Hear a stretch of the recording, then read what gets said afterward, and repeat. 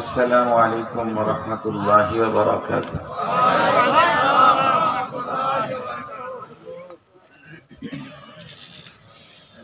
إن الحمد لله نحمده ونستعينه ونستغفره ونؤمن به ونتوكل عليه ونعوذ بالله من شرور أنفسنا ومن سيئات أعمالنا من يهده الله فلا مضل له ومن يضلله فلا هادي له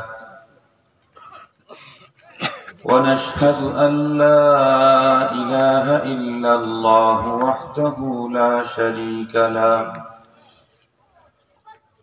ونشهد أن سيدنا وسندنا وحبيبنا وشفيعنا وطبيبنا وطبيب قلوبنا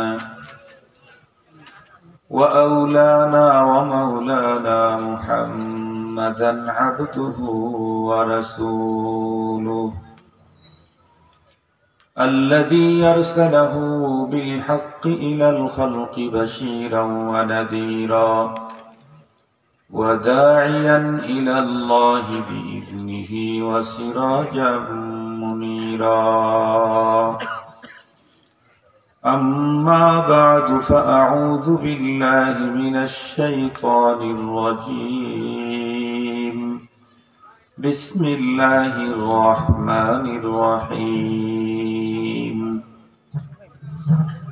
وذكر فإن الذكرى تنفع المؤمنين وقال صاحب القرآن صلى الله عليه وسلم عليكم بمجالسة العلماء واستماع كلام الحكماء أو كما قال عليه الصلاة والسلام صدق الله مولانا العظيم وصدق رسوله النبي الأمي الكريم ونحن على ذلك لمن الشاهدين والشاكرين والذاكرين والحمد لله رب العالمين.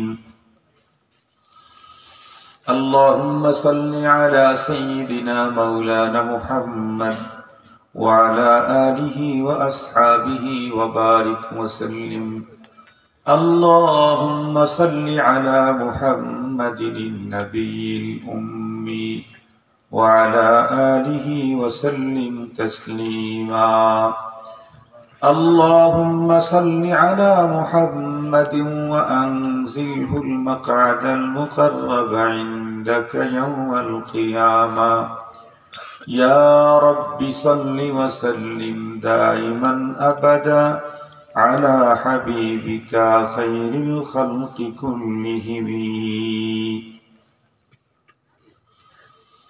الحمد لله।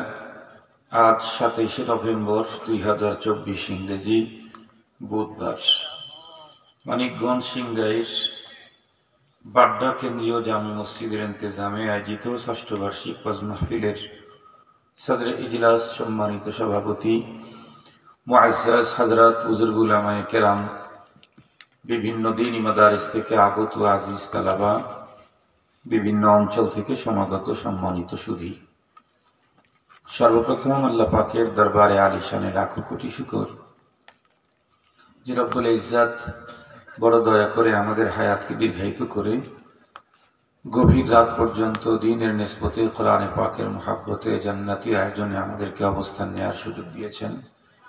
এজন্য দিল থেকে সেই মহান সত্তার শুকরিয়া আদায় করছি।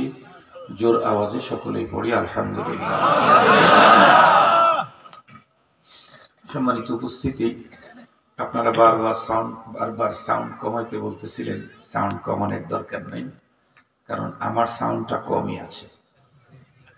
এই জন্য মাইকের সাউন্ডও যদি কম হয় তখন আবার শুনতে পাবেন না। যতটুকু আছে থাক, ইনশাআল্লাহ শব্দ দূষণ হবে না। কানে খুব গভীর শক্ত করে লাগবে না ইনশাল্লাহ। যখন লাগতে থাকে তখন একটু স্লো করে দিবে, অথবা আমি একটু পিছন থেকে কথা বললে আওয়াজ করা যাবে। একেবারে 1 ঘন্টা সময় কথা বলবো ইনশাআল্লাহ। আমি ঘড়ি দেখেছি, আরো আগে আসতে চেয়েছিলাম, মুনতাজিমিন ওনারা বললেন যে হুজুর আপনি তো 1 ঘন্টা বয়ান করেন, তো এখন গেলে তো মাহফিল আগেই শেষ হয়ে যাবে। বললাম আগে শেষ হলে কি সহসিতা দেওয়া লাগবে? মাহফিল যদি আধা ঘন্টা আগে শেষ হয় তাতে তো সহসিতা দেওয়া লাগে না। না আপনার এলাকায় মাহফিল আগে শেষ হয়ে গেলে সহসিতা দেওয়া লাগে? মাশাআল্লাহ। বরং বেশি রাত পর্যন্ত জেগে থেকে ফজরের সালাতে অংশগ্রহণ না করতে পারলে সহু সেজদা দিয়েও লাভ হবে না। কি বলেন? হাদিসে পাকের মধ্যে রাসূল করিম সাল্লাল্লাহু আলাইহি ওয়াসাল্লাম ইরশাদ করেছেন, রাকাতাইল ফজর খায়রুম মিনাদ দুনিয়া ওয়া মা ফিহা। ফজরের 2 রাকাত সুন্নাত, এই 2 রাকাত সুন্নাত যদি কোনো মানুষ যথাসময়ে যথা নিয়মে ইখলাসের সাথে আদায় করে, তাহলে তাম দুনিয়া এক মানুষের হলে, আর সব সম্পদ যদি সে দুনিয়ার সব সম্পদ আল্লাহর রাস্তায় দান করে দেয়, যেই পরিমাণে নেকি হবে 2 রাকাত ফজরের সুন্নত পড়নেওয়ালার নেকি তার চাইতে বেশি। আমরা 1 লাখ 2 লাখ 5 লাখ 20 লাখ 1 কোটি টাকা দিয়েই তো মনে করি যে মোটামুটি জান্নাত কেনা হয়ে গেছে। কয়েক কোটি দিলাম, মাদ্রাসা করলাম, মসজিদ করলাম। তো আমি আর আপনি যদি 100 কোটি টাকা দিয়ে কোনো মাদ্রাসা মসজিদ করি, আর একজন গরিব দুঃখী অসহায় সে নিয়মিত প্রতিদিন ফজরের সুন্নত আদায় করে, আমার লক্ষ হাজার কোটি টাকা দিয়েও তো তার সুন্নতের দামই হলো না। কথা বলেন? সুন্নতের দামই তো হলো না, খরচ তো আছেই। এই জন্য আমরা ইনশাআল্লাহ ফজরের সালাত যথাসময়ে আল্লাহ পাক আমাদেরকে তৌফিক দিলে জামাতের সাথে আদায় করার নিয়ত রাখি। আল্লাহ আমাদেরকে তৌফিক দিলে। আমি আমার জীবনের ঘটনা বলি। অনেক সময় এমন হয়েছে রাত্রি 3টার সময় ঘুমায় গেছি, 4টার সময় ঘুমায় গেছি, 1 ঘন্টা পরেই ফজরের আজান দিবে, কিন্তু ঘুমানোর সময় বলছি আল্লাহ আমি 4টার সময় ঘুমাইলে আমার তো খুব ঘুমে ধরবে, তুমি আমাকে একটু জাগায় দিও। ঠিকই কোনো না কোনো ভাবে যে কোনো ভাবে জেগে গেছি, কেউ নাই রুমে, আমি শুধু একা। আলহামদুলিল্লাহ আল্লাহ তাআলা জাগায় দিয়েছে। এই জন্য ঘুমানোর সময় রব্বুল আলামিনকে বলে রাখলে তাহলে আর ফজরের নামাজ কাজা হয় না। বলতে ভুলে গেলে সেদিন কাজা হয়। 2-3 জন থাকি এক রুমে, তারপরেও আল্লাহকে না বললে আর কেউ ডাক দেয় না, সবাই ঘুমে থাকে। এই জন্য আল্লাহর সাথে ঘুমানোর আগে কথা বলে ঘুমায় যাওয়া। কি বলেন? আমি ভাবতেছিলাম কোন সাবজেক্টের উপরে কথা বলবো। ওই দিক থেকে দেখলাম যে মানুষ একেবারে কম, এদিক থেকে এসে মোটামুটি একটু দেখা যেতেছে। ওই দিক থেকে যদি তাকান দেখা যায় যে অল্প মানুষ, এখান থেকে এদিকে তাকাইলে মনে হয় না অনেক মানুষ। তারপরেও আলহামদুলিল্লাহ যে আলোচনাটা শুরু করব মনে মনে নিয়ত করেছি ওইটাই বলি, কারণ কোরআনের প্রতিটা আলোচনাই আমাদের জীবনে দরকার। আমাদের হুজুর উনি বলেন যে ওনার আম্মা ইন্তেকাল করেছেন, ওনার আম্মা বাড়িতে কোনো ওষুধ থাকলে এটা উনি খেয়ে ফেলতেন। যে কোনো ওষুধ বাড়িতে দেখছে তাহলে উনি খেয়ে ফেলতেন। তো ওনাকে বলছে আম্মু আপনার তো কোনো সমস্যা নেই, আপনি এই ওষুধটা খাইলেন কেন? বাবা ওষুধ তো কোনো না কোনো রোগের জন্যই বানাইছে। বলে হ্যাঁ। বলে সব ধরনের রোগ আমার আছে, এই জন্য আমি খাই, যেটা কাজে লাগে সেটা কাজে লাগুক, যেটা কাজে লাগার। আমার তো সব ধরনের রোগী আছে। উনি বলেন, ওই আম্মা বলেন যে আমার সব ধরনের রোগী আছে, এই জন্য যেটা পাই ওইটাই খাই, কারণ আমার কোনো না কোনো একটার কাজে লাগবে। তো ওই আল্লাহর বান্দির কথায় দিনই আলোচনা যেটাই হোক আমার কোনো না কোনো কাজে লাগবেই, কারণ আলোচনাটা দ্বীনের। এই জন্য একটা সাবজেক্টের উপরে কথা বলি, ইনশাআল্লাহ আমাদের অনেক ফায়দা হবে। আলোচনার শুরুতেই আমার আজকের সাবজেক্ট বলে দিচ্ছি। আমার আজকের আলোচনার বিষয় হচ্ছে দ্বীনি অনুষ্ঠানে মুসলমানদের উপস্থিতির প্রয়োজনীয়তা। ধর্মীয় অনুষ্ঠান আছে না, এই যে ওয়াজ মাহফিল, তাফসিরুল কোরআন, ইসলামী মাহফিল, জুমাবারে মসজিদের বয়ান, মাঝে মাঝে আলিম ওলামা পিসা বুজুর্গরা আসে সেই বয়ান, এই জাতীয় মাহফিল আমাদের জন্য, ধর্মীয় আলোচনা মুসলমানদের জন্য কি পরিমাণে প্রয়োজন, এই বিষয়টা আমি আপনাদের খেদমতে বলবো। এ কারণে রাসূল করিম সাল্লাল্লাহু আলাইহি ওয়াসাল্লামের জবানে মুবারকের এখানে হাদিসের অংশ বিশেষ পড়েছি, আর কোরআনে হাকিমের একখানা আয়াত আমি পুরাটাই তেলাওয়াত করেছি। আয়াতটা সম্ভবত সূরা জারিয়াতের 55 নম্বর আয়াত। এই আয়াতে কারিমাতে রব্বুল আলামিন তার প্রিয় হাবিবকে সম্বোধন করে একটা অর্ডার দিয়েছেন। আল্লাহ পাক এখানে তার রাসূলকে ডাইরেক্ট অর্ডার দিয়েছেন, ইনডাইরেক্ট কিয়ামত পর্যন্ত যত নায়েবে নবী আসবেন তারাও এই অর্ডারের অধীনে। আল্লাহ পাক কি বলেন? ওয়াদাক্কির, ওগো আমার হাবিব, আপনি কোরআনের কথা, দ্বীনের কথা বারবার আলোচনা করেন। লাভ কি? আল্লাহ তাআলা বলতেছেন ফাইন্নাদ যিকরা তানফাউল মুমিনিন, যারা ঈমানদার তাদের জন্য কোরআনের আলোচনা অনেক ফায়দা দেয়।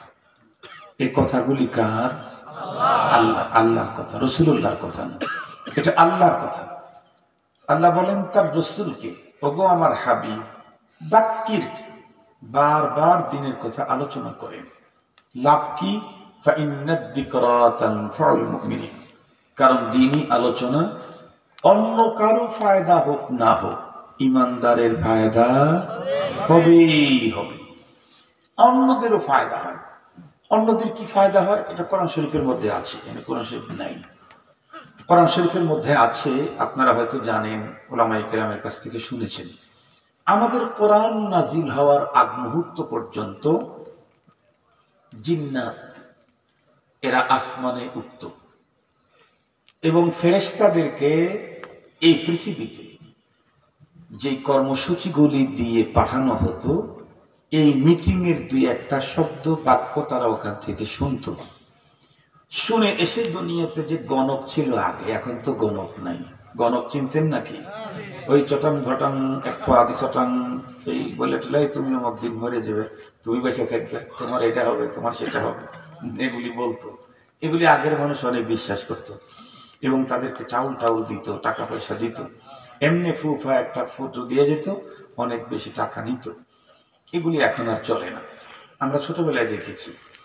খুব ভালো করে বুঝবেন, ওরা ওদের গণকদের কাছে এসে ওই আসমানি বার্তা দুই একটা বলতো, বললে ওরা করতো কি, ওর সাথে আর 99টা মিলাইত, মিলায় বলতো যে আমরা ভবিষ্যৎ বলতে পারি, আমরা ভবিষ্যৎ দেখতাম। তো বলতো তো 99টা তো নিজেদের থেকে বলতো, একটা আসমানের থেকে শোনার কথা বলতো, ওটা রাইট হইতো। ওরা স্বাভাবিক গতিতেই আসমানি বার্তা নিয়ে আসার জন্য গেছে, কিন্তু ওরা কোনো জায়গায় দাঁড়াইতে পারতেছে না। একদিন চতুর্দিক থেকে উল্কা পিণ্ডু তাদেরকে আঘাত করতেছে, তার মানে ফায়ার করা হচ্ছে, শুট করা হচ্ছে। ওরা তখন ওখান থেকে চলে আসে, এসে ওদের যে লিডার আছে তাকে বলল, কিছুই বুঝলাম না বস, এ পর্যন্ত তো আবহমান কাল ধরে আসমানি বার্তা আমরাই সংগ্রহ করি, আজকে এরিয়াতে ঢুকতেই পারলাম না কেন? ঢোকা মাত্রই আমাদেরকে অ্যাটাক করা হচ্ছে, শুট করা হচ্ছে। তার নেতার তো মাথা গরম হয়ে গেল, কি এমনটি হচ্ছে কেন? একেবারেই নতুন এক সিস্টেম। তো তাইলে একটা কাজ করো, মনে হয় পৃথিবীতে নতুন কোনো কিছু ঘটে গেছে, তো সারা ওয়ার্ল্ডে তোমরা সফর করো, সফর করে আমার কাছে রিপোর্ট পেশ করো, পৃথিবীতে নতুন কিছু দেখতে পাও কিনা। তো জিন্নাতের একটা জামাত এই আরবের দিকে চলে আসছে। রাসূল করিম সাল্লাল্লাহু আলাইহি ওয়াসাল্লাম তখন ফজরের নামাজরত ছিলেন, নামাজ পড়তেছিলেন। ফজরের নামাজের কেরাত আসতে হয় না জোরে হয়? জোরে হয়। নবী আলাইহিস সালাম নামাজ পড়তেছে, ওই গ্রুপটা এই জায়গায় এসে থেমে গেছে। নবীজির জবানে মোবারকের কোরআনের তেলাওয়াত শুনছে, শুনে সাথে সাথে ওই জায়গাতে তারা নবীজির উপরে ঈমানও এনেছে। ওদের আগের ঈমান ছিল না। কোরআনে পাকের তেলাওয়াত শুনে ওদের ঈমান নসিব হয়ে গেছে, বেঈমানের ফায়দা হয়েছে। হযরত ওমর রাদিয়াল্লাহু তাআলা ওনারও তো ফায়দা হয়েছে। কথা বলেন, হয় নাই? কোরআনে পাকের তেলাওয়াতে ফায়দা হয়নি? তখন কি ঈমানদার ছিলেন না বেঈমান ছিলেন? বেঈমান ছিলেন। তো এই পুরা জামাত সাথে সাথে ঈমান এনে চলে গেছে। এই খবর তো নবীজি জানেন না। কেন? নবী তো আলিমুল গায়েব নন। নবীজি যদি আলিমুল গায়েব হইতেন, তাহলে ওনার পিছনে দাঁড়ায় যারা কোরআন শরীফ শুনছে আবার তারা ঈমান আনছে, এই কথা নবীজি জেনে ফেলতেন। কিন্তু নবীজি আলিমুল গায়েব নন, নবীজি কিছুই জানেন না। এ কারণে নবীজির সালাত যখন কমপ্লিট, রব্বুল আলামিন তখন জিবরাইল আমিনকে যা ঘটনা ঘটলো এই সংবাদ নিয়ে পাঠিয়ে দিলেন। কোরআন শরীফ খুলে দেখেন, কোরআন শরীফের মধ্যে আসছে। ওরা বলতেছিল ইন্না সামি'না কুরআনান আজাবান ইয়াহদি ইলার রুশদি ফাআমান্না। ওই জিনদের বক্তব্য এটা। ওরা তখন এখান থেকে গিয়ে তাদের বসের কাছে রিপোর্ট করলো, বস, পৃথিবীতে নতুন এক জিনিস ঘটেছে। কি? মক্কার অমুক জায়গায় গিয়েছিলাম, একজন মানুষ কিছু পাঠ করতেছিল, সেই পঠিত বস্তুগুলি শ্রবণ করে আমার সাথে সাথে ওনার উপরে ঈমান এনেছে। সুবহানাল্লাহ বলেন। কি শুনে ঈমান এনেছে? কোরআনের তিলাওয়াত শুনে ঈমান এনেছে। আল্লাহ পাক রব্বুল আলামিন তাদের ওই কথাটা নবী আলাইহিস সালামের কাছে জিবরাইল আমিন মারফত জানায় দিলেন, আন্নাহু ইসতামা নাফারুম মিনাল জিন, জিনের একটা জামাত এখানে এসে আপনার তেলাওয়াত শুনেছে। এরপরে তারা বলেছে ইন্না সামি'না কুরআনান আজাবা ইয়াহদি ইলার রুশদি ফাআমান্না। আমরা আশ্চর্য এক পঠন আমরা শুনে আসলাম, আশ্চর্য এক পড়াপড়ি তিলাওয়াত আমরা শুনে আসলাম, যেটা মানুষকে হেদায়েতের দিকে কি হেদায়েতের কি সিরাতে মুস্তাকিমের দিকে পথ দেখায়। তো আমরা এটার উপরে ঈমান এনেছি। তাহলে কোরআনুল কারীমের তিলাওয়াতের দ্বারায়, দ্বীনি আলোচনার দ্বারায় অন্য কারো যদি ফায়দা নাও হয়, আল্লাহ বলেন ঈমানদারের ফায়দা হবেই হবে। আমরা দেখতেছি বেঈমানেরও ফায়দা হয়। কথা বলেন, বেঈমানেরও ঈমানদারের নিশ্চিত হবে। সব বেঈমানের ফায়দা যদি নাও হয়, 100% ঈমানদারের ফায়দা হবেই হবে। প্রশ্ন হলো, কোরআনের আলোচনা, দ্বীনি আলোচনার দ্বারা ঈমানদারের কি ফায়দা হয়? কোরআন শরীফের আরেক জায়গায় আল্লাহ তাআলা এটা বলেন। আল্লাহ তাআলা বলেন, ইন্নামাল মুমিনুনা আল্লাযীনা ইযা যুকিরাল্লাহ ওয়াজিলাত কুলুবুহুম ওয়া ইযা তুলিয়াত আলাইহিম আয়াতুহু যাদাতহুম ঈমানা ওয়া হুম আলা রাব্বিহিম ইয়াতাওয়াক্কালুন। আল্লাহ তাআলা বলেন ইন্নামা, এই উলামায়ে কিরাম বুঝবে, ইন্নামা লিল হাসাস, ইন্নামাল মুমিনুন, মুমিন যারা, এদের সামনে যখন দ্বীনের আলোচনা, কোরআনের আলোচনা, আল্লাহর আলোচনা হয়, তখন তাদের দিলটা সফট হয়ে যায়, নরম হয়ে যায়, গলে যায়। আর যখন তাদের সামনে কোরআনের আয়াত তেলাওয়াত করা হয়, রব্বুল আলামিন বলেন যাদাতহুম ঈমানা, তেলাওয়াত শুনলেই ঈমান বাড়ে। সুবহানাল্লাহ বললেন না যে? তুলিয়াত আলাইহিম, তার মানে তেলাওয়াতকারীর কি হয় সেটা তো অনেক বড়। যে তেলাওয়াত করে তার কি হয় এটা এখানে বর্ণনা করা হচ্ছে না, যে শোনে তার কি হয় সেটা শোনো। ইদা তুলিয়াত আলাইহিম আয়াতুহু, আল্লাহর কোরআনের আয়াত যখন পড়া হয়, যাদাতহুম, যারা শুনে, ঈমানা, তাদের ঈমান বেড়ে যায়। সুবহানাল্লাহ। কিভাবে বাড়ে এটার একটা মিসাল দিলে আপনারা খুব ভালো বুঝবেন। তবে এই মিসালটা বালকরা বুঝবে না। এই 20 বছর বয়স, 15 বছর বয়স ওরা বুঝবে না। কেন? ওরা তো জন্ম নিচ্ছে ডিজিটাল বাংলাদেশ, স্মার্ট বাংলাদেশ। আর আমরা জন্ম নিয়েছি হলো অ্যানালগ বাংলাদেশে, তাই না? অ্যানালগ, ডিজিটালও না, স্মার্টও না। তো আমার মতো অ্যানালগ বাংলাদেশি এখানে অনেক আছে। আমরা ছোটবেলায় মনে পড়ে কিনা দেখেন তো, আগে কিন্তু গ্রামে গ্রামে বিদ্যুৎ ছিল, এখন তো ঘরে ঘরে বিদ্যুৎ। গ্রামে বিদ্যুৎ ছিল না, রাত্রের অন্ধকার দূরীকরণে আমরা ব্যবহার করতাম কুপি বাতি আর হারিকেন। যারা গরিব তাদের কুপি বাতি, হারিকেনের দাম বেশি, ওটা কেনার টাকা নেই। যারা একটু টাকা পয়সাওয়ালা আছে তারা হলো হ্যারিকেন। হ্যারিকেনের কয়েকটা ফায়দা। 1 নম্বর হলো ঘরে কালি হয় না, যা হওয়ার ভিতরেই হয়। 2 নম্বর হলো ঝড়ের দিনে নিভে যায় না। ঠিক বললাম না? ঠিক দিনে ঝড়ের দিনে কিন্তু যাদের ঘরে বাতি ছিল না, হ্যারিকেন ছিল না, এদের খুব কষ্ট। একে তো প্রচন্ড ঝড়, তারপরে অন্ধকার, কারণ বাতি তো নিভে যায়, ওটা তো বাতাস লাগিয়ে শেষ। ওই বাতি, ওই হ্যারিকেন জ্বলতেছে জ্বলতেছে, জ্বলতে জ্বলতে হঠাৎ করে যদি আলো স্তিমিত হয়ে যায়, কমে যায়, তখন কি বোঝা লাগে? কি গেছে? তেল গেলে ফুরাইয়া বাতি খাই দিবি, তাই না?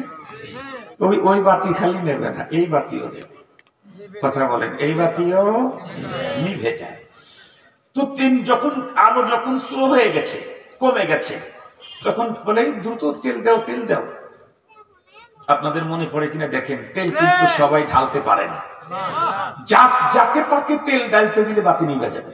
তেল যদি খপ করে ঢেলে দেয়, তাহলে ভিতরে আর তেল লাগার সাথে সাথে আগুন ধপ করে ওঠে, ঠাস করে নিভে যায়। এই জন্য হারিকেনে তেল ঢালার একটা কায়দা আছে, ধীরে ধীরে ঢালতে হয়। আপনারা লক্ষ্য করেছেন, সলিতার এক কর্নারে তেলের টাচ লাগা মাত্রই বাতি জ্বলতে থাকে। হারিকেনের সলিতার তেলের এই এক কর্নারে তেলের টাচ লাগলে যেমন আলো বাড়ে, এর চাইতে কোটি গুণে ইমানদারের কানে কোরআন তেলাওয়াতের টাচ লাগলে ইমান বাড়ে, এর চাইতে কোটি কোটি গুণে। দ্বীনি আলোচনার দ্বারায় যে মানুষের ইমান বাড়ে, দিল সফট হয়, দিল নরম হয়, ইমান বাড়ে, এটা আমাদের বাংলাদেশে হাজারো বাস্তবতা আছে। আপনারা দেখবেন, আপনাদের এই মাহফিলে তো কোনো কালেকশন নেই, আলহামদুলিল্লাহ কোনো কালেকশন নেই, কিন্তু অনেক মাদ্রাসায় শুধুই কালেকশন, ওয়াজ নাই। আর আপনাদের আলহামদুলিল্লাহ ওয়াজ আছে, কালেকশন নাই, আলহামদুলিল্লাহ। অনেক মাহফিলে আমি নিজে দেখেছি, কোরআনে পাকের আয়াত ওয়াজ শুনতে শুনতে শুনতে শুনতে হুজুর যখন কালেকশন শুরু করছে, লোক লাভ দিয়ে দাঁড়ায় দেয়। কি বলে? হুজুর আমিও 2000 দেব। যে লোকটা 2000 টাকা দেওয়ার ওয়াদা দিল, এই লোকটা ভ্যান চালায়। তখন অটো ভ্যানও ছিল না, পায়ের ভ্যান দিয়ে 500 টাকা ইনকাম করা অত সহজ না তখন। তারপরেও 2000 টাকা রাজি হয়ে গেছে।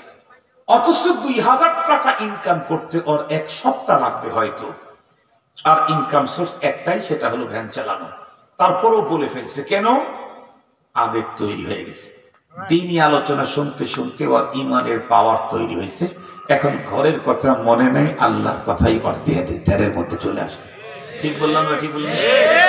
আপনাদেরকে একটা মজার গল্প শোনাই, একটু হাসি আসবে, তবে কথা সত্য, আমার কথাটা আরো ভালো বোঝা যাবে।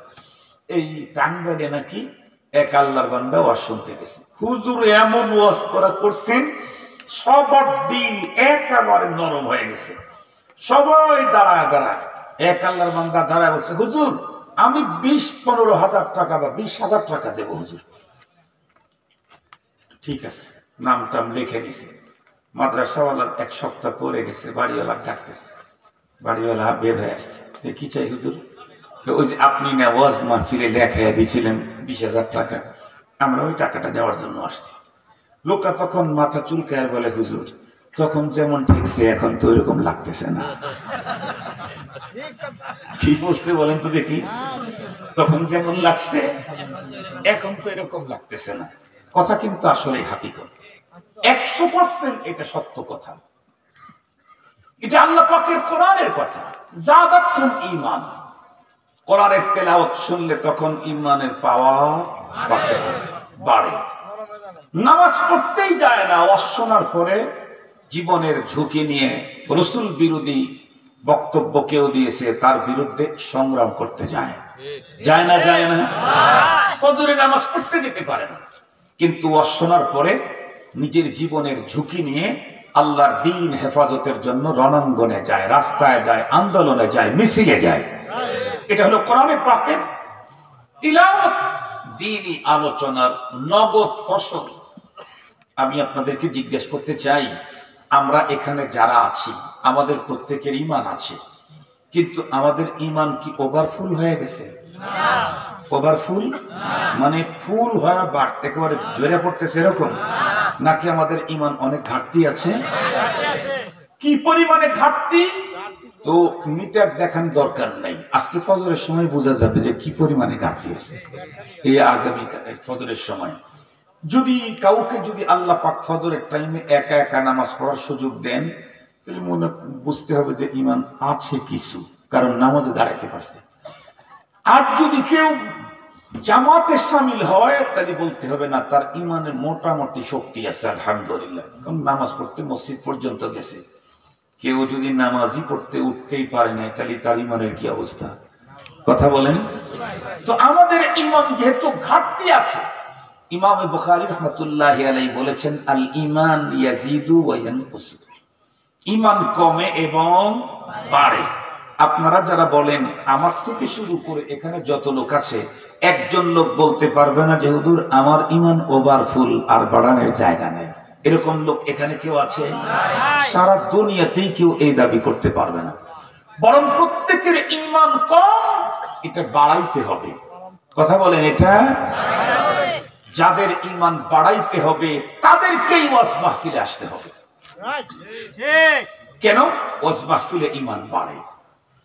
কি পরিমাণ আসা দরকার এই বিষয়টাকে বুঝবার জন্য এই তেলাওয়াতকৃত আয়াতে কারিমার দিকে একটু আপনাদেরকে গভীর দৃষ্টি করাবো, আর কিছু না। 1 ঘন্টা শেষ হয়ে যাবে ইনশাআল্লাহ।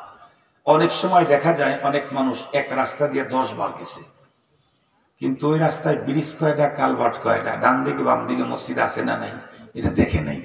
হয় না? হয় না? কারণ উনি ওখানটা যাওয়া দরকার, গেছে ডান বামে তাকায় নাই, ব্রিজ টিজ গনে নাই। আর একজন লোক মাত্র একবার গেছে, যাওয়ার সময় দেখছে যে আমি কয়টা ব্রিজ পার হইলাম, কয়টা কালভার্ট পার হইলাম, ডান দিকে কয়টা বাড়ি, বাম দিকে কয়টা বাড়ি, কয়টা কাঁচা বাড়ি, কয়টা পাকা বাড়ি, মসজিদ আছে না নাই। ও একবার যায় ভিতরে তাকাইছে। ওকে জিজ্ঞেস করলে ও বলতে পারবে ডিটেলস, আমি ওখান থেকে অতটুক পর্যন্ত আসছি, ডাইনে এতগুলা বাসা, বামে এতগুলা বাসা, অমুক জায়গার ভিতরে একটা ছোট্ট গর্ত আছে, ওইখান দিয়ে আমিও গেছি, কিন্তু আমি ওইভাবে তাকাই নাই, গর্ত আছে না নেই আমি জানি না, কারণ আমি তো ক্লিয়ার জায়গা দিয়ে গেছি। ওর পাশেই বড় গর্ত আছে, দেখি নাই।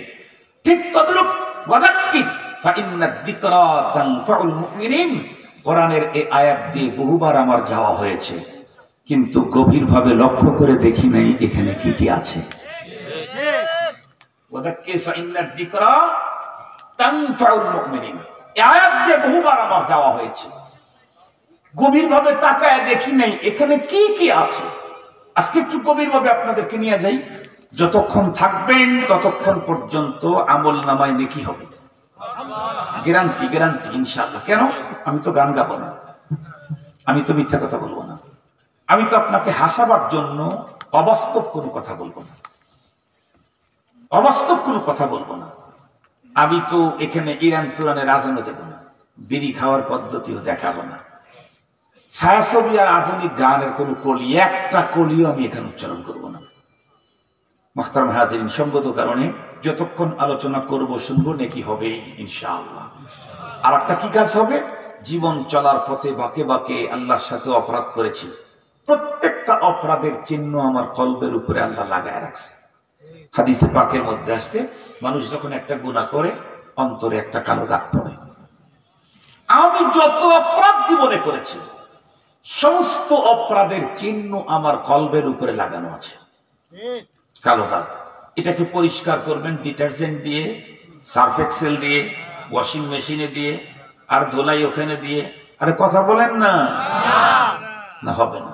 এটাকে পরিষ্কার করতে চাইলে একটা পদ্ধতি, কোরআনের আলোচনার মাহফিলে আসবেন, দ্বীনি কথা শুধু শুনতে থাকবেন, অটোমেটিকলি ভিতরে ওয়াশ হতে থাকবে। একটু আয়াতের দিকে গভীরভাবে তাকান। এই আয়াতে যাক্কির, বারবার কোরআনের আয়াত আলোচনা করেন, এই কথা আল্লাহ পাক কাকে অর্ডার দিলেন? বিশ্ব নবীকে, যিনি নবীদের নবী, উম্মতের নবী, নবীদের নবী। এখন কথা হলো, নবী আলাইহিস সালামকে অর্ডার দিলেন, নবী কাদেরকে দ্বীনের কথা শোনাইতেন? কথা বলেন, সাহাবীদেরকে। নবী যাদেরকে শুনাইছেন, ঈমান যাদের আছে, তারা কি সাহাবী। আর নবীজির ওয়াজ সাহাবীরাই বেশি শুনছে, অন্য লোকেরা কম শুনছে। আর এখানে সাহাবীদের কথাই বলা হচ্ছে, কেন? ফাইন্নাদ যিকরা তানফাউল মুমিনিন, মুমিনদের কথা এখানে বলা হচ্ছে, সাহাবীদের কথা। আল্লাহ পাকের রাসূলকে আল্লাহ অর্ডার করেছেন বারবার কোরআনের কথা, হাদিসের কথা, দ্বীনের কথা সাহাবীদেরকে শোনান। সাহাবী কারা? সাহাবী কারা? সাহাবী হলো এই পৃথিবীতে নবী এবং রাসূলদের পরে পৃথিবীর সবচেয়ে সেরা মানুষ। নবী রাসূলদের পরে পৃথিবীর সবচেয়ে সেরা মানুষ, যাদেরকে স্বর্ণ মানব বলা হয়। আপনারা প্রত্যেক জুমাবার খতিবের জবান থেকে দ্বিতীয় খুতবাতে একটা হাদিস শোনেন। আল্লাহ রাসূল বলেন, খায়রুল কুরুনি কারনি সুম্মা আল্লাযীনা ইয়ালুনাহুম সুম্মা আল্লাযীনা ইয়ালুনাহুম।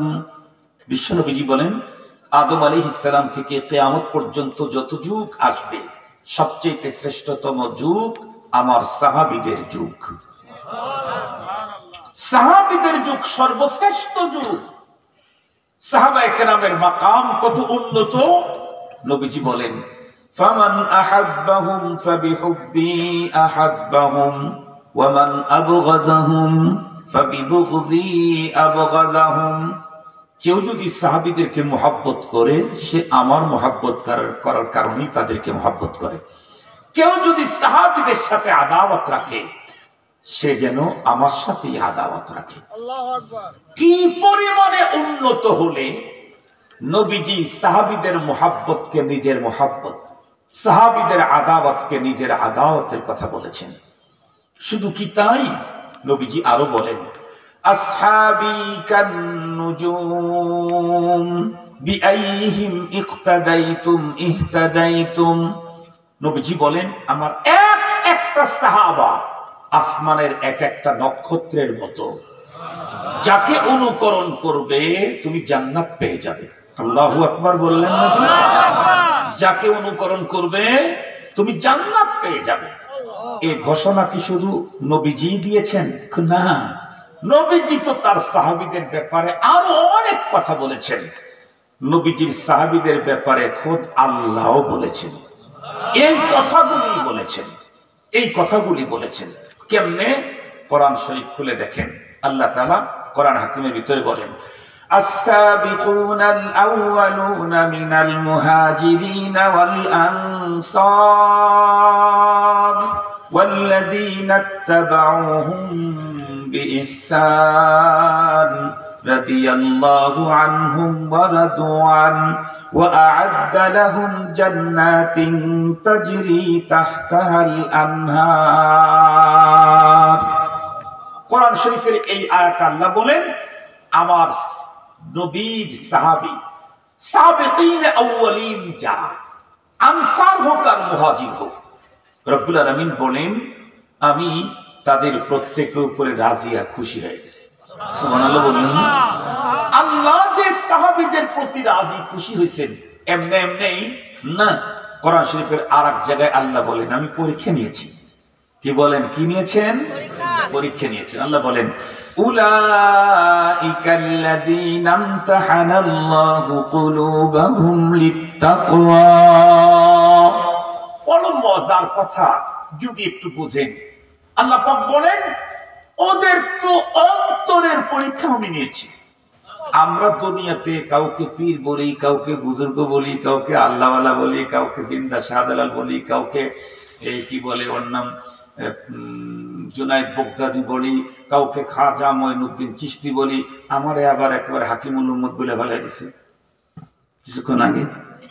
এই যা বক্তব্য আমরা দেই যাদের ব্যাপারে, সবগুলি হলো উপরেরটা দেখে দেই। উপরেরটা, মাথা টুপি, মুখে দাড়ি, পাগড়ি, লম্বা জামা, যাওয়ার সময় আসসালামু আলাইকুম, সুন্দর কথা, বিনয়ী, অমুক তমুক, এই সেই, তাহাজ্জুদ, আউয়াবিন, চাষ, ইশরাক, জিকির, তসবিহ, তাবলীগ, তালিম, খানকা, একেবারে অবস্থা খুব হুলস্থুল।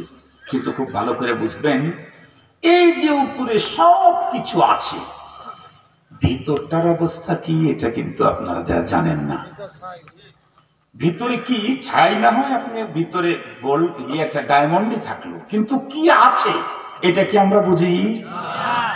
এটা আমরা বুঝি না, এটা আমরা জানি না। পয়গম্বর বলেছেন আল্লাহ সাকাত্তা কালবা, অন্তর্যামী আমরা। পৃথিবীর কত মেশিন আবিষ্কার হয়েছে, এমন ক্যামেরা আবিষ্কার হয়েছে, পানির ভিতরে 1000 গজ পানির ভিতরে কি আছে ওটা ক্যামেরা তুলে নিয়ে আসে। কিন্তু চামড়ার একটু নিচে কল্প, ওর কল্প কি ভালো না মন্দ এটা বুঝার অস্ত্র আজ পর্যন্ত আবিষ্কার হয় নাই, কিয়ামত পর্যন্ত হবে না। অন্তর্যামী একমাত্র কে? ইন্নাল্লাহা আলিমুম বিযাতিস সুদূর, একজন শুধু বলতে পারে। খুব ভালো করে বুঝবেন, উপরে অনেক সুন্দর হলেও ভিতরে সুন্দর নাও হতে পারে।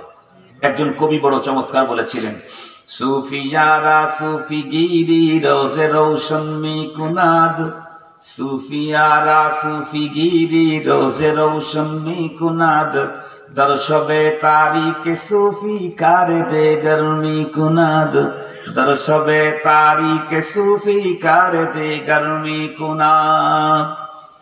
কিন্তু রব যে পরীক্ষা করলেন, এর উপরে টুপি দেখে না, পাঞ্জাবি দেখে না, দাড়ি দেখে না। কেন? কারণ নবীজির যুগে টুপি, দাড়ি, পাগড়ি, পাঞ্জাবি, নামাজ জামাতের সাথে মসজিদে নববীতে জিহাদের ময়দানে অংশগ্রহণ করে তারপরেও দিল ভালো ছিল না, মুনাফিক ছিল। কোরআন শরীফের মধ্যে আছে না নাই? আল্লাহ পাক একটা গ্রুপের ব্যাপারে বলেন, লা তা'লামুহুম নাহনু না'লামুহুম, ওরা এতটাই সিরিয়াস আপনি ওদেরকে চিনবেন না, নবী পর্যন্ত চিনতেন না। ওদের উপরটা এত ভালো, ওদের উপরের ডেকোরেশন, ইসলামী ডেকোরেশন এত নিট এন্ড ক্লিন, স্বচ্ছ, ফ্রেশ, ক্লিয়ার, কোথাও কোনো ডিফেক্টেড নেই, কোথাও কোনো একটা ছোট্ট জায়গাতেও কোনো কমপ্লেইন নেই, একেবারে এতটা ভালো। আল্লাহ পাক বলেন, লা তা'লামুহুম, ওগো হাবিব আমার, আপনি চিনবেন না, নাহনু না'লামুহুম, আমি তাদেরকে চিনি। কোরআন শরীফের আরেক জায়গায় বলেন, ওয়াকালাতিল আরাবু আমান্না, গ্রামের কিছু লোক এসে দাবি করলো আমরা মুমিন। আল্লাহ পাক বলেন, কুল লান তুমিনু ওয়ালাকিন কুলু আসলামনা। আল্লাহ বলেন, আপনি ওদেরকে বলেন আমান্নায় কথা বলো না, ঈমান আনছে কথা বলো না, বলো যে মুসলমান হয়েছে, এটা বলো। কেন? কারণ রব ভিতরটা দেখেছেন, রব ভিতরেরটা জানেন। রব জানেন উপরের ডেকোরেশন ইসলামের সাজাইছে, কিন্তু ভিতরে তাকওয়া পড়তে পারে নাই। মুসলমান ভাইরারে আমার কথা ভালো করে বুঝবেন। তাই বলতেছিলাম, আল্লাহ পাক রব্বুল আলামিন পয়গম্বরের সাহাবীদের প্রত্যেকের বন্ধুরা আমার পরীক্ষা নিয়েছেন, উপর না ভিতর। আল্লাহ বলেন, উলাইকাল্লাযীনা ইমতাহানাল্লাহু কুলুবাহুম লিত্তাকওয়া। আল্লাহ প্রত্যেকটি সাহাবীর অন্তর পরীক্ষা নিয়ে রেজাল্ট আউট করেছেন। কি বলেন? রাদিয়াল্লাহু আনহুম ওয়া রাদু আন, আমি আল্লাহ সাহাবীদের প্রত্যেকের উপরে রাজি আর খুশি হয়ে গেলাম। শুধুমাত্র কেবলমাত্র রেজাল্ট আউট করেছেন তাই না, সাথে সাথে আল্লাহ পাক রব্বুল আলামিন পুরস্কারও ঘোষণা করেছেন। কি পুরস্কার ঘোষণা করলেন? আল্লাহ বলেন, ওয়া আ'আদ্দা লাহুম জান্নাতিন তাজরি তাহতাহাল আনহার। আমি প্রত্যেক সাহাবীর জন্য বাগান বাড়ি তৈরি করে রাখছি। সুবহানাল্লাহ বললেন নাকি? বাগান বাড়ি বললেন কে? বাগান বাড়ি বললেন কে? রব্বুল আলামিন বললেন না কেন উঁচু উঁচু টাওয়ার তৈরি করে রাখছি? বললেন জান্নাত তাজরি মিন তাহতিহাল আনহার, বাগান বাড়ি তৈরি করছি। কেন? এর ভিতরে একটা অনেক সুন্দর মজার কথা আছে।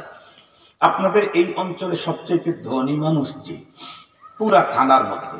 হয়তোবা ওনার বাড়ি আছে গুলশানে, হয়তোবা ওনার বাসা আছে বনানীতে, হয়তোবা ওনার বাসা আছে উত্তরাতে।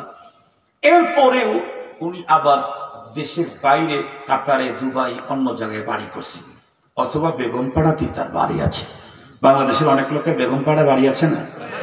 আমার তো মনে হয় একটা কথা ভাইজান, এই বেগমপাড়া শুনতেছি, আমার মনে হয় হাজবেন্ড পাড়াও বিদেশে দুই একটা থাকতে পারে। আপনারা কি বলেন? বেগমপাড়ায় যদি এতগুলা হয়, টাকা ইনকাম করছে হাজবেন্ড, এর কোনো পাড়া থাকবে না বলেন তো দেখি। তো হাজবেন্ড পাড়া মনে হয় আছে। যাই হোক, বেগম পাড়া যারা করছে তাদের অবশ্য কিছু ফায়দাই হয়েছে, এখন বেগমের কাছেই নিরাপদে আছে। মোহতারাম হাজিরিন, আমি সেদিকে যেতে চাই না, আমি ওই সমস্ত কথা বেশি বলি না। আমি আমার কথাটা আপনাদের জেহেনের ভিতরে ঢোকানোর জন্য বলতেছি। তো এদেশের বনানীতে গুলশানে বাড়ি আছে, এরপরে কাতারে আছে, দুবাই আছে, মালয়েশিয়া আছে, তারপরে বেগমপাড়া হাজবেন্ড পাড়ায় বাড়ি আছে। এরপরেও দেখবেন ওই ভদ্রলোকের মনের একটা তামান্না থাকে একটা বাংলো করা। বলেন তো দেখি, বাংলো কি শহরে হয় না গ্রামে হয়? আর একটু জোরে বলে। বাংলো মানেই বাগান বাড়ি, বাংলো মানে বাগান বাড়ি। আরে আমেরিকার সিটির ভিতরে তার উন্নত বহুতল ভবন, একেবারে ভিআইপি 7 স্টার মার্কেট চাইতেও আরো উন্নত। তারপরও তার দিলের শেষের তামান্না একটা বাংলো, একটা বাগান বাড়ি। কেন? বাগান বাড়ির সৌন্দর্য, বাগান বাড়ি ভালো লাগা এটা ভিন্ন রকমের। বাগান বাড়ি প্রাকৃতিক সৌন্দর্যে সাজানো থাকে, যেটা সিটি শহরগুলি সাজানো থাকে না। সিটি শহরগুলি উন্নত হয় মানুষের কারুকার্য দিয়ে, আর গ্রাম সাজানো হয় রব্বুল আলামিনের কারুকার্য দিয়ে। গ্রাম প্রাকৃতিক সৌন্দর্য থেকে সেখানে বেশি থাকে। এ কারণে প্রতিটি মানুষ অনেক বড় হয়েছে, অনেক জায়গায় বাড়ি, 20 তলা 30 তলা ডাবল লিফটের বাড়ি, ডুপ্লেক্স। খালি ডুপ্লেক্স যদি হয় খালি 4 লেক্স হতে পারে না ভাইজান? হতে পারে। আমি কিন্তু ইংরেজি পড়িনি, আমার ভুল টুল হতে পারে, অগ্রিম ক্ষমা নিয়ে নিতেছি। বাংলাদেশের আদালতে যদি অগ্রিম জামিন হইতে পারে, আমার অগ্রিম ক্ষমা হবে না? কথা বলেন না কেন ভাই? বাংলাদেশের আদালতে ভয়ঙ্কর অপরাধীরা অগ্রিম জামিন নিয়ে থাকে, আমি একটু অগ্রিম ক্ষমা নিয়ে নিলাম। আমি কিন্তু ইংরেজি পড়ি নাই, বাংলাও জীবনে পড়ি নাই, ক খ গ ঘ জীবনে স্কুলে যা পড়ি নাই। এই জন্য আমার ভুল হওয়াটা স্বাভাবিক। আফওয়ান, সরি মাফ করে দিন। মুহতারাম হাজিরিন, তো যে কথা বলতেছিলাম, রব্বুল আলামিন বললেন আমি তোমাদেরকে বাংলো বাড়ি দিব। তার মানে কি? তার মানে সিটি শহরের তো উন্নত বহুতল ভবন থাকবেই, মানুষের লাস্ট চয়েস যেটা সেটাও তোমাদের জন্য তৈরি করে রাখছে। তবে রব্বুল আলামিন যে বাংলোগুলি দিবেন, বাগান বাড়ি দিবেন, সেটা আবার সিস্টেম ভিন্ন রকমের। আপনারা জানেন কিনা জানি না, এতদিন পর্যন্ত ঘর সাজানো, ফ্লোর সাজানোর পদ্ধতি একটা ছিল। এখন উন্নত বিশ্বে কিন্তু ফ্লোর সাজানোর পদ্ধতি আরেকটা।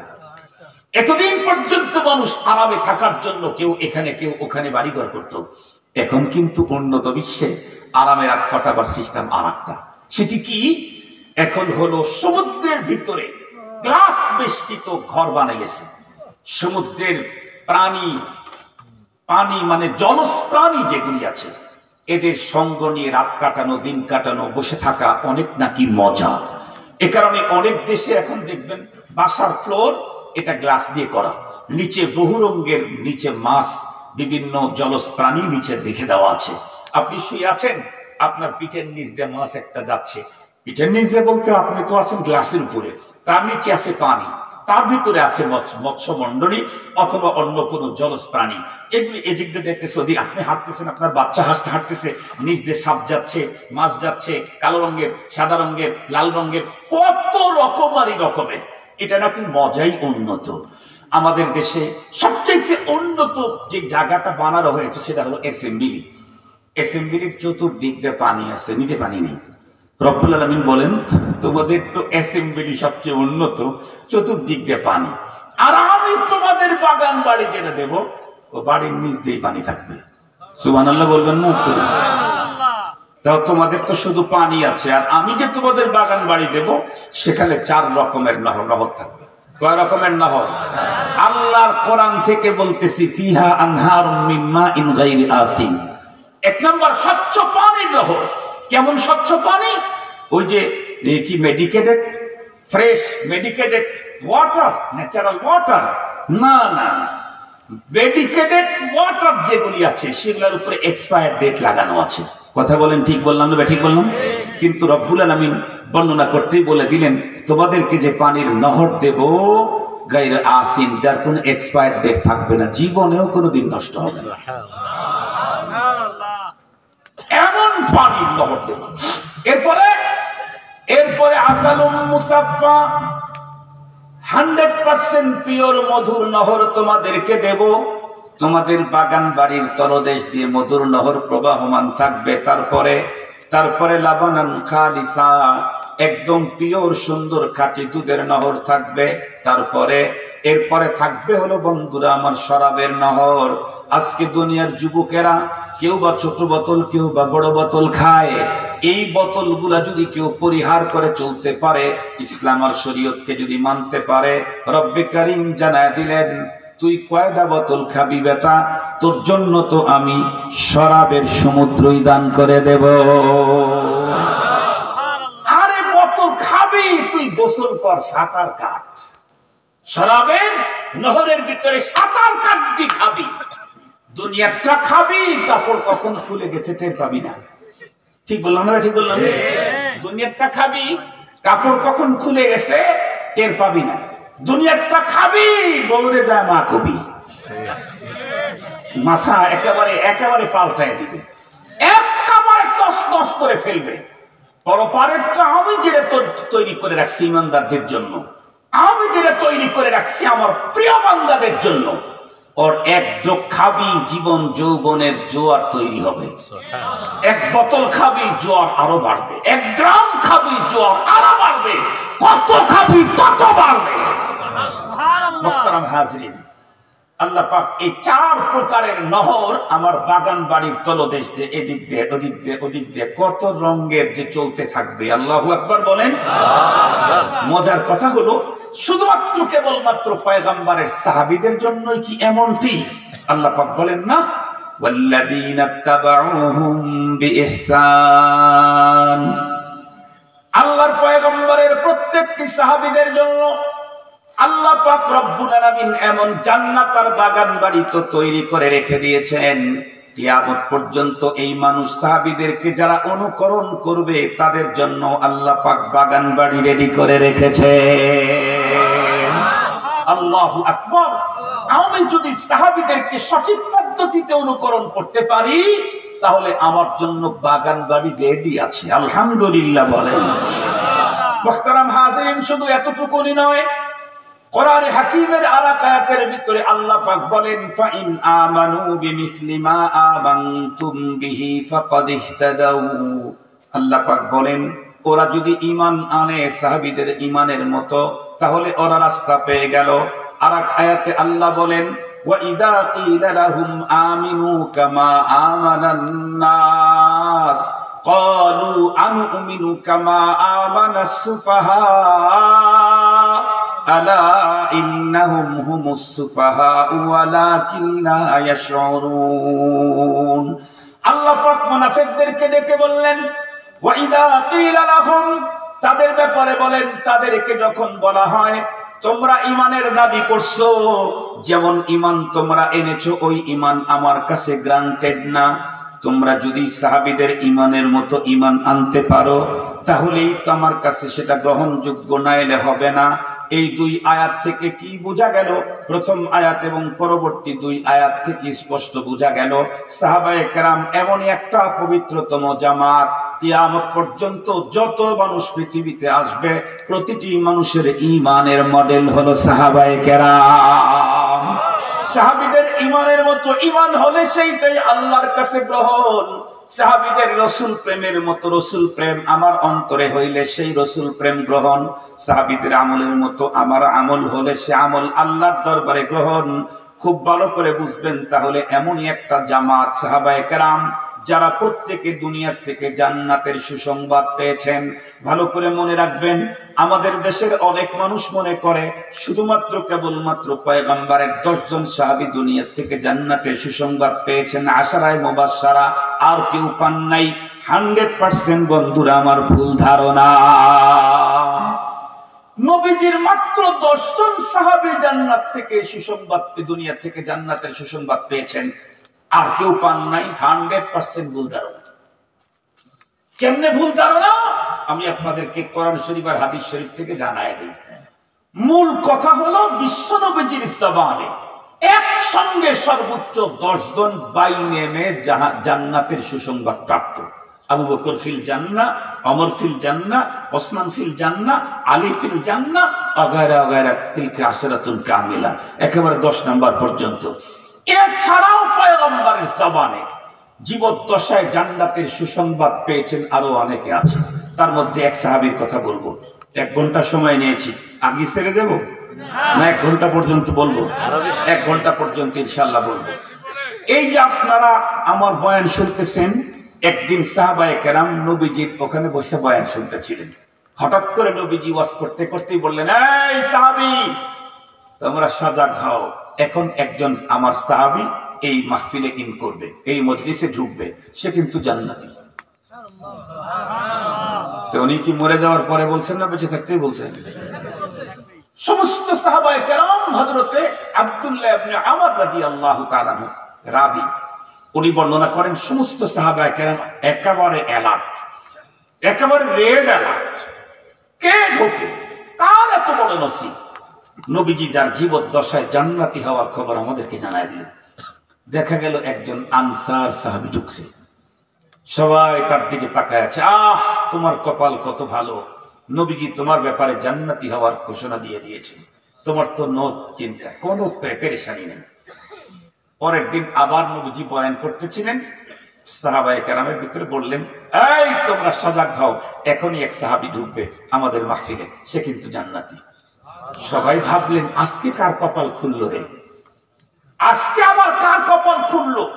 কিছুক্ষণ পরে দেখে গতকালকে যে আসছিল আজকে সে আসছে। আল্লাহ, নবীজি ওনার ব্যাপারে 2 দিন জান্নাতি হওয়ার সুসংবাদ দিলেন। তৃতীয় দিন আবার মজলিস, পয়গম্বর বয়ান করতে করতে বলেন, এই আবার কিন্তু আমার এক সাহাবী এখন ডুববো আমাদের মজলিসে, মনে রেখো সে কিন্তু জান্নাতি। সবাই ভাবলো আজকে যে কার কপাল খুলছে। কিছুক্ষণ পরে তাকায় দেখে হু আল্লাহি, হে ওই ব্যক্তি যে গত 2 দিনে এসেছিলেন। বলুন তো দেখি, অন্যদের ব্যাপারে তো একবার জান্নাতি হওয়ার সুসংবাদ, এই সাহাবীর ব্যাপারে 3 দিন 3 বার জান্নাতি হওয়ার সুসংবাদ। সহিহ হাদিস, সহিহ হাদিস, সহিহ হাদিস, ভালো করে বলে রেখেন। পরে হযরত আব্দুল্লাহ ইবনে আমর রাদিয়াল্লাহু তাআলা বর্ণনা করেন, আমার তখন ভিতরে ভিতরে একটা বুদ্ধি তৈরি হলো, কি উনি কোন আমল করেন, এত সাহাবী থাকতে একজনের ব্যাপারে 3 দিন বললেন জান্নাতি, ওই আমলই তো আমার দরকার, তাহলে আমিও জান্নাতি, ওনার সাথে যাবো কেমনে? আব্দুল্লাহ ইবনে আমর রাদিয়াল্লাহু তাআলা বর্ণনা করেন, আমি বুদ্ধি তৈরি করলাম। মাহফিল যখন শেষ হয়ে গেল, উনি তো আনসার, আমি তাকে গিয়ে বললাম, আঙ্কেল কি বাবার সাথে একটু মন মালিন্য করছি তো, বাবার ঘরে যেতে চাচ্ছি না, আপনার বাসায় একটু মেহমান হতে চাই। উনি তো আনসার। আনসার কি? আনসার হলো নবীজির ওই সমস্ত সাহাবী যারা মক্কা থেকে হিজরত করে আসা দ্বীনি ভাইদেরকে নিজের 2টা বাগান থাকলে উন্নত এবং বড়টাই তাদেরকে দিয়ে, নরমালটা নিজে রেখেছে। নিজের সুন্দরী একাধিক বউ থাকলে, যেহেতু তারা বিদেশ থেকে আসতে তাদের সাথে কেউ বিয়ে দিবে না, এজন্য তুলনামূলক সুন্দরীটাকে তালাক দিয়ে তার ভাইয়ের সাথে বিবাহ করায় দিয়েছে, নিজে নরমালটাকে দিয়ে থেকেছে। আনসার হলো এমন এক গ্রুপ। আর উনি মাত্র মেহমান হওয়ার একটু আবেদন করছেন, এটা তো নাকচ করে দেওয়ার কোনো সুযোগ নেই। উনি বললেন, বেটা চলো। উনি গেলেন, 3 দিন ওনার সাথে থাকলেন, রাত্রে একই সাথে রাত কাটালেন। 3 দিন পরে বলতেছেন, আঙ্কেল আমি তাহলে যাই। আল্লাহর বান্দা ওই সাহাবী ওকে জিজ্ঞাসা করে, আব্দুল্লাহ ভাতিজা তুমি কেন আসছিলে, কিছু তো বললা না, আসলা 3 দিন থাকলা, আমাকে তো কিছুই জিগাইলাম না, আবার চলে যেতেছো, কেন আসছিলাম? সে তখন উত্তর করে, আঙ্কেল আমি একটা টার্গেট নিয়ে আসছিলাম, কিন্তু সে টার্গেট আমি মিস করেছি। কেমনে? আপনি জানেন না, আপনি যে 3 দিন বৈঠকে গেলেন, আপনি ঢোকার আগে রাসূলুল্লাহ 3 দিন আপনার ব্যাপারে বলেছে, এখন একজন আসবে সে জান্নাতি, এখন আর একজন আসবে সে জান্নাতি। 3 দিন আপনিই গেছেন। তখন আমি চিন্তা করলাম আপনি কোন আমল করেন ওটা আমার দরকার, তাহলে আমিও জান্নাতি। মূলত সেই আমলগুলি চুপি সারে আপনার কাছ থেকে নেওয়ার জন্য আমি আসছিলাম। তো উনি মুস্কি হাসিতে জিজ্ঞেস করে, ভাতিজা কি পাইলা কি নিলা? চাচা তো এখন তো ভাতিজার বুদ্ধি বেশি চাচার চেয়ে। কথা বলেন না কেন? বর্তমান জামানার বর্তমান সময়ে ছেলেরা মুরব্বীদেরই মুরব্বী। এখনকার ছেলেরা কার মুরব্বী? কথা বলেন না কেন? এই ছেলে পেলে রাগ করুন আবার। এখনকার ছেলে পেলে মুরব্বীদের মুরব্বী। ওরা কি মুরব্বী মানবে? মুরব্বীদেরই ওরা মুরব্বী। কিন্তু মনে রেখো, একটা কথা মনে রাখতে হবে, তোমার বুদ্ধি যতই হোক, যে পৃথিবীতে আগে আসছে তার চাইতে তোমার অভিজ্ঞতা কোনোদিন বেশি হতে পারে না। বুদ্ধি বেশি হতে পারে, অভিজ্ঞতা বেশি। কথা বলেন না কেন? বুদ্ধি বেশি হতে পারে, অভিজ্ঞতা বেশি হতে। বুদ্ধির দাম বেশি না অভিজ্ঞতার দাম বেশি? আর একটু জোরে বলেন না মিয়া। অভিজ্ঞতার দাম বেশি। বলবো কি একটা সুন্দর ঘটনা? হাকিমুল উম্মত মুজাদ্দিদুল মিল্লাত শাহ আশরাফ আলী থানভী রাহমাতুল্লাহি আলাইহি, উনি ওনার কিতাবের ভিতরে লিখছেন, ইন্ডিয়াতে এক জায়গায় বিবাহের অনুষ্ঠানে মেয়ে পক্ষ শর্ত করছে বর পক্ষদেরকে, যতগুলি লোক আসবা আসবা, সমস্যা নেই, কিন্তু শর্ত হলো কোনো বুড়া মানুষ আনতে পারবে না বরযাত্রীতে, বয়স্ক লোক আনতে পারবে না, সব ইয়ং জেনারেশন আসতে হবে, স্মার্ট। যুবকরা তো খুব খুশি, বুড়া দুড়া থাকলে তো ঝামেলা, আনন্দ করতে দেয় না, হাসতে দেয় না, এটা করতে দেয় না, ওটা করতে দেয় না, শুধু আমরাই যাবো চল।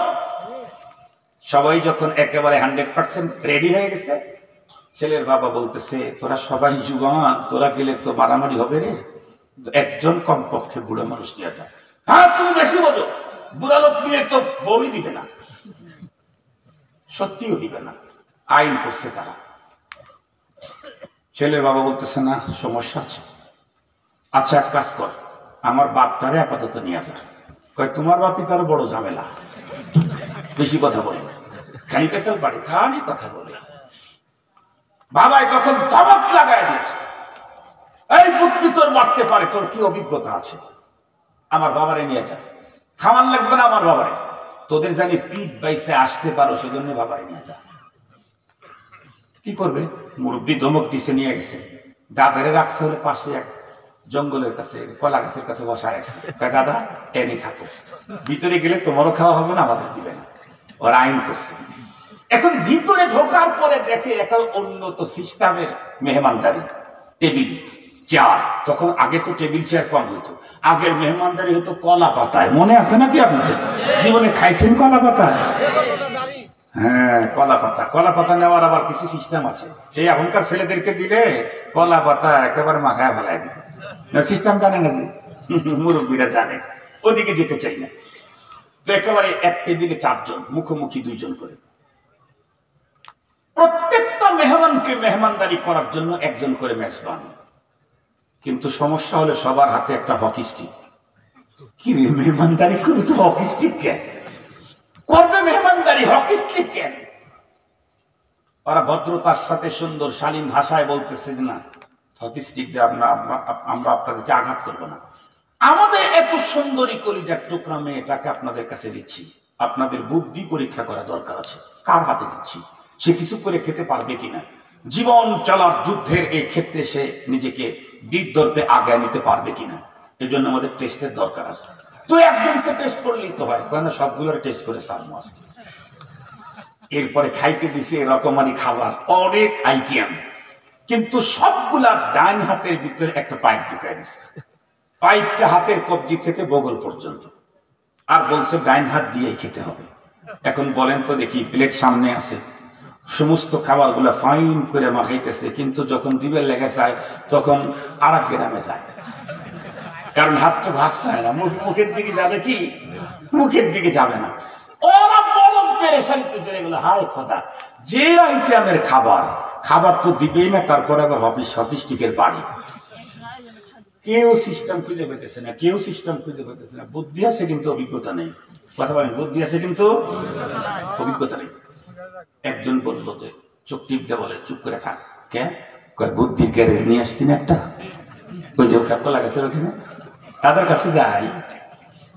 একজন ওখানেই চলে গেছে। একজন বলছে আমার পেশাব ধরছে, একটা ভাব দেখাইতে হবে তো, এই বলে ওখানে গেছে।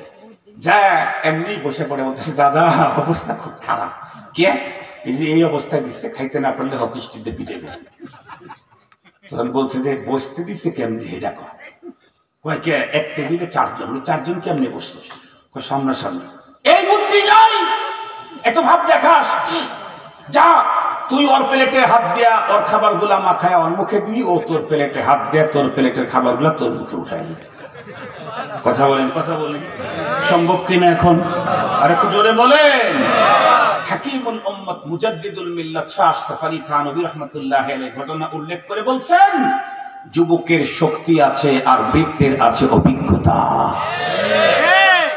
কাজ করতে শক্তির চাইতে অভিজ্ঞতার দাম বেশি। কাজ করতে শক্তির চাইতে অভিজ্ঞতার দাম বেশি। এজন্য দেখবেন ম্যানেজারের বেতন বেশি, কুলির দাম কম। কথা বলেন না কেন? যে সব সময় লেখালেখি করতেছে অফিসের ভিতরে বসে বসে, আর বেতন 10,000, আর গ্লাস বেষ্টিত জায়গার ভিতরে চুপ করে বসে বসে এসির মধ্যে খালি মোবাইল দেখতেছে, ওর বেতন 2,10,000। কেন? ওর বুদ্ধিতে সবার হাত চলে। ঠিক বললাম না? ঠিক বললাম? যত লোক হাত চালাইতেছে সবার হাত চলে কার বুদ্ধিতে? ওই ম্যানেজারের বুদ্ধিতে সকলের হাত চলে। এজন্য শক্তি দিয়া যে কাজ হয় তার দাম কম, এবং কথা বলেন অভিজ্ঞতা মেধা দিয়ে যে কাজ হয় তার দাম সারা জীবন বেশি। এই জন্য মুরব্বীদেরকে কখনো ছোট ভাবার কোনো সুযোগ নাই। কি জানি বলতেছিলাম, ভুলে গেলাম, বলে দিলাম। মূল কথা জানি কি বলতেছিলাম?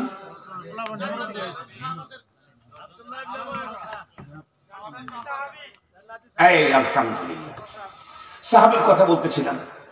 উনি তো মুরব্বী, উনি তো বুঝে ফেলছে, এই জন্য জিজ্ঞেস করতেছে, মুস্কি হাসি দেয়, বাতিজা কি পাইলা? আঙ্কেল কিছুই পাইলাম না।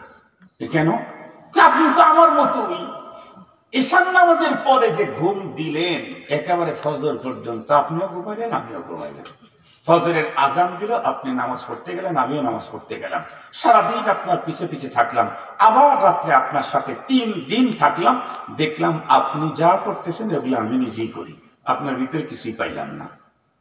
বুজুর্গ সাহাবী তখন ডেকে বলে, ভাতিজা কিছুই পাও নাই? না, কিছুই পাইলাম না। কিছুই পাওনি? বলে না, কিছুই পাইনি। উনি তখন উত্তর করলেন, ভাতিজা তুমি বলো, 3 দিনের ভিতরে আমি কোনো একটা গুনাহের কাজ করেছি কি?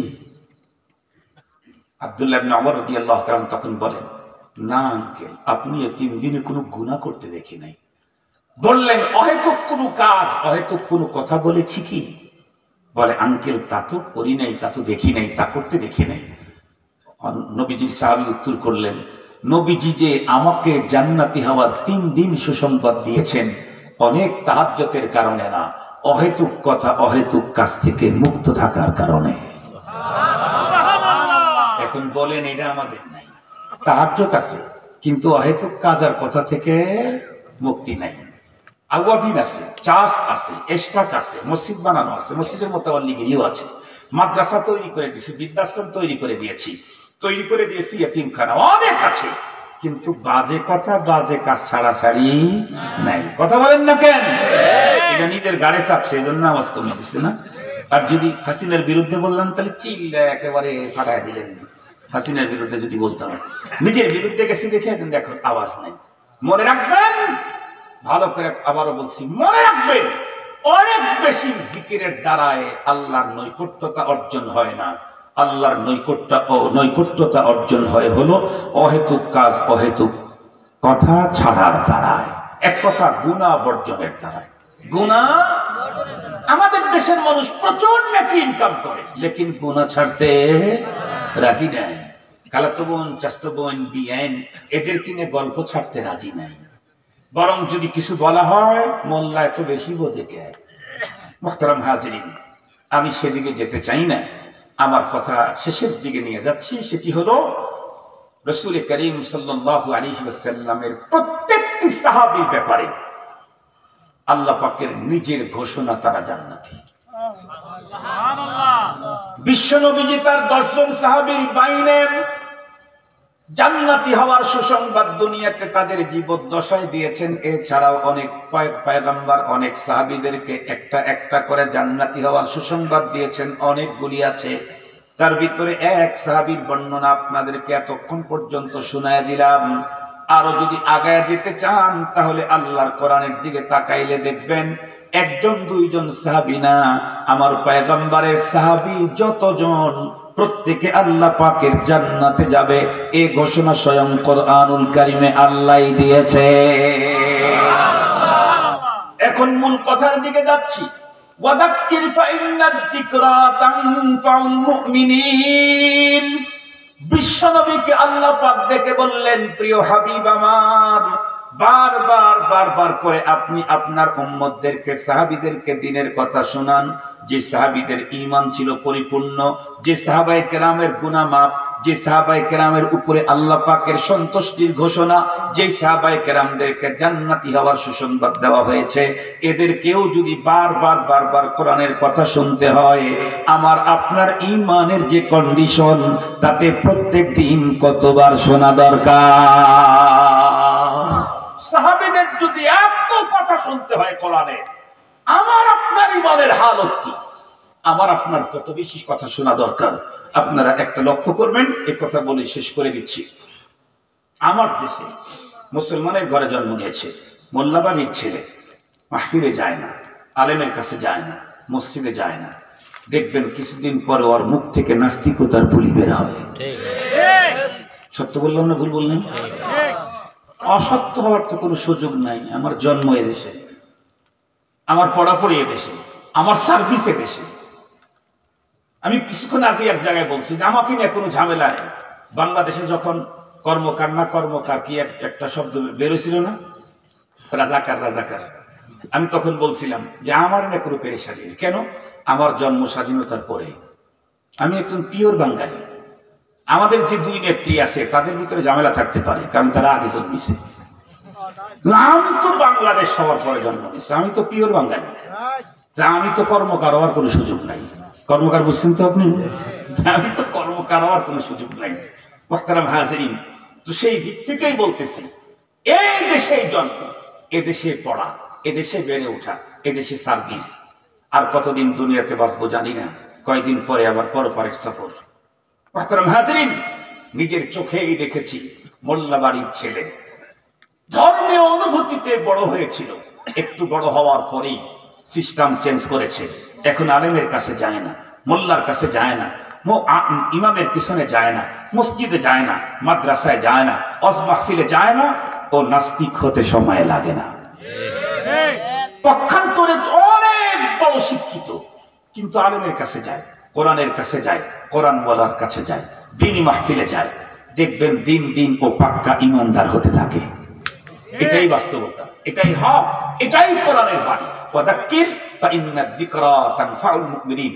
এজন্য যতদূর পর্যন্ত মাইকের আওয়াজ যায়, যেই মুসলমান মনে করে আমার ঈমান বাড়ানো দরকার, তার কানে যদি আওয়াজ যায় যে অঞ্চলের কোনো না কোনো জায়গায় কোরআনের মাহফিল হচ্ছে, আপনি সেখানেই দৌড়ে যাবেন। পারবেন না ইনশাআল্লাহ? কারণ আর কিছু হোক না হোক আমার ঈমান বাড়ানো দরকার। আর কিছু হোক না হোক আমার ঈমান। বলেন তো দেখি, বয়ানের শুরুতে দিলের অবস্থা যেমন ছিল, এখন তার চাইতে এক চুল পরিমাণ কি বাড়ে নাই? বেড়েছে। এটাই হলো কোরআনের আলোচনা নগদ ফায়দা। আল্লাহ আমাদেরকে তৌফিক দান করুক। ওয়া আখিরু দাওয়ানা আলহামদুলিল্লাহি রাব্বিল আলামিন।